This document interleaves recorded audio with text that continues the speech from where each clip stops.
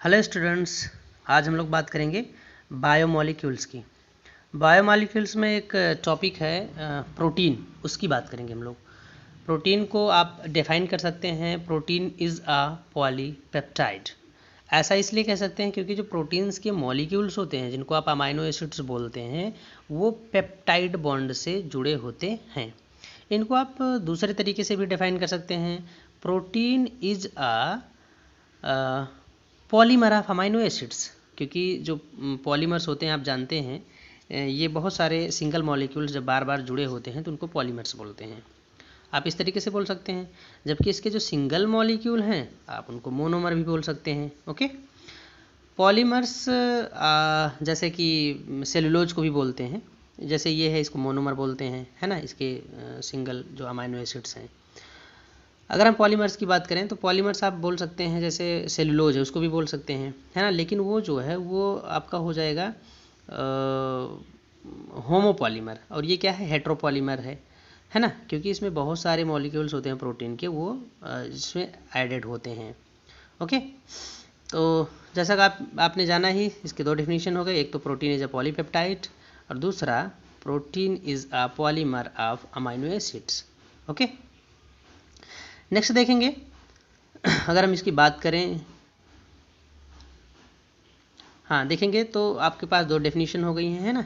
और अगर आप इसको देखेंगे तो ये हेट्रोमॉलिक्यूल होते हैं क्योंकि इसमें डिफरेंट डिफरेंट अमाइनो एसिड्स होते हैं और ये मिलके बनाते हैं डिफरेंट डिफरेंट अमाइनो एसिड्स, मतलब 20 टाइप के कुल होते हैं, जैसा कि आप बोर्ड पे देख पा रहे होंगे, है ना, जैसा कि आप बोर्ड पे देख पा रहे हैं। और प्रोटीन सिंथेसिस करने का काम कौन करता है सेल में, आपको पता है, राइबोसोम करता है ना। प्रोटीन सिंथेसिस राइबोसोम करता है। अगर आप देखेंगे कितने टाइप के अमाइनो एसिड्स होते हैं तो ये 20 टाइप के होते हैं। 20 टाइप के अमाइनो एसिड्स होते हैं, जिसमें से 10 होते हैं एसेंशियल अमाइनो एसिड्स और बाकी 10 होते हैं नॉन एसेंशियल अमाइनो एसिड्स। अब आपको जानना है एसेंशियल अमाइनो एसिड्स क्या हैं।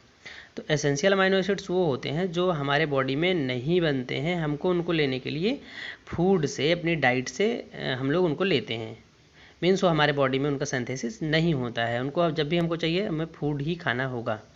दूसरा देखेंगे जैसे नॉन एसेंशियल अमाइनो एसिड्स, इनका फॉर्मेशन हमारे बॉडी में होता है, तो ये हम डाइट से नहीं भी लेंगे तब भी ये काम चल जाएगा, है ना।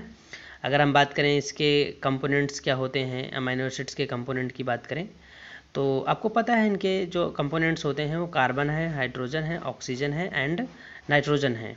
नाइट्रोजन जिसमें बहुत मेन कंपोनेंट होता है ना। इसके अलावा सल्फर, फास्फोरस, अदर कंपोनेंट्स भी होते हैं, जैसा कि आपको पता है ये COOH कार्बोक्सिलिक ग्रुप होता है जो कि एसिडिक होता है, NH2 ग्रुप होता है, अमीनो ग्रुप जिसमें नाइट्रोजन बहुत इंपॉर्टेंट है जो कि बेसिक ग्रुप होता है, और H ऊपर होता है।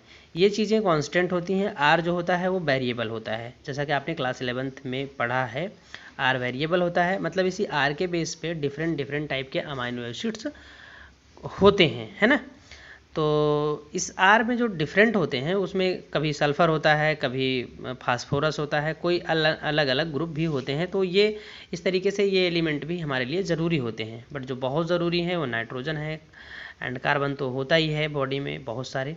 अगर आप देखेंगे इनके प्रोटीन्स के मॉलिक्यूल दूसरे मॉलिक्यूल से कैसे मिलते हैं, कैसे जुड़ते हैं, तो इसमें आप देखेंगे इसमें जो कार्बोक्सिलिक ग्रुप है जो कि एसिडिक होता है एंड जो अमीन ग्रुप है जो कि बेसिक होता है, इन दोनों मॉलिक्यूल्स आपस में जुड़ते हैं और यहाँ एक मॉलिक्यूल वाटर का रिलीज हो जाता है।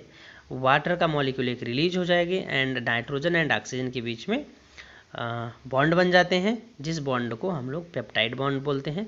तो चलिए देख लेते हैं इनके किस तरह से बॉन्ड बने होते हैं। ये हो गया नाइट्रोजन से हाइड्रोजन जिसको एमीन ग्रुप बोल रहे हैं। इनका बॉन्ड देखेंगे तो यहाँ से कार्बन डबल बॉन्ड के साथ जुड़ी होती है ऑक्सीजन से, सिंगल बॉन्ड के साथ ऑक्सीजन और एक और बॉन्ड हाइड्रोजन से। इस तरह से वाटर मॉलिक्यूल यहाँ से रिलीज हो जाता है एंड कार्बन एंड नाइट्रोजन के बीच में बॉन्ड बनता है जिसको हम लोग पेप्टाइड बॉन्ड बोलते हैं, जिसके बेस पे इस पर डेफिनीशन देते हैं nitrogen is a polypeptide. Okay, तो आप यहाँ देख सकते हैं ये आपका दूसरा अमाइनो एसिड्स और ये आपका हो जाएगा पेप्टाइड बॉन्ड, ये आपका पेप्टाइड बॉन्ड हो जाएगा। ओके, तो जैसा कि मैंने पहले ही बताया ये पॉलीपेप्टाइड होते हैं, मतलब इस तरीके से अमाइनो एसिड्स जुड़ते चले जाएंगे हज़ारों की संख्या में, हज़ारों की संख्या से थोड़ा कम ही, मतलब बहुत सारे जुड़ जाएंगे 10-20 जिस तरह की प्रोटीन की रिक्वायरमेंट होगी बॉडी की, और इस तरह से जुड़ते चले जाएंगे और ये पेप्टाइड बॉन्ड्स का फॉर्मेशन होता चला जाएगा। पेप्टाइड बॉन्ड बहुत ध्यान से देखेंगे, नाइट्रोजन एंड कार्बन जो कि CO बना रखा है, इनके बीच में होते हैं। अब हम बात करेंगे इनके फंक्शंस की, इनके फंक्शन क्या क्या होते हैं। तो इनके फंक्शंस देखते हैं। आपको पता है जो हमारी सेल होती है, सेल की जो मेम्ब्रेन है, मेम्ब्रेन में आपने पढ़ा था चैनल प्रोटीन्स होती हैं और ये प्रोटीन ट्रांसपोर्ट का काम करती हैं, मतलब इंडोसाइटोसिस एंड एक्सोसाइटोसिस। जब सेल के अंदर कोई चीज़ जाना होता है तो इंडोसाइटोसिस, सेल के बाहर जाना होता है तो एक्सोसाइटोसिस। दूसरा अगर हम देखेंगे, दूसरा ये डिफेंस में काम करते हैं। जैसा कि आप जानते हैं हमारे बॉडी में जो एंटीजन्स होते हैं वो एंटीबॉडी बनाते हैं किसी वायरस से डिफेंस करने के लिए, तो ये डिफेंस में भी काम करते हैं। अगर हम तीसरी बात करें तो ये हार्मोन्स भी होते हैं, कुछ हार्मोन्स होते हैं हमारे बॉडी में जो प्रोटीन से बने होते हैं, है ना। और इस तरीके से एक और फंक्शन है जिसको आप बोल सकते हैं एंजाइम। क्या होते हैं ये? एंजाइम्स होते हैं। तो जो हमारे एंजाइम्स होते हैं जो डाइजेशन में हमारे हेल्प करते हैं, जैसे कि हमारे स्टमक में जो प्रोटीन डाइजेस्ट करता है पेप्सिन, है ना।